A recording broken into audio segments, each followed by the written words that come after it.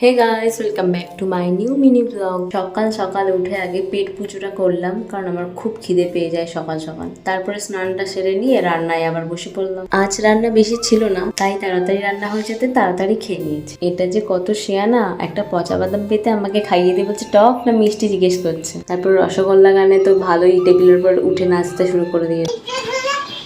আমি এঁকেছি, আমি এটা আমি এঁকেছি। সুন্দর হয়েছে। ওটা লাইট, ওগুলো সব লাইট। এটা হ্যারিকেন। হ্যাঁ, আর ওইটা হ্যারিকেন।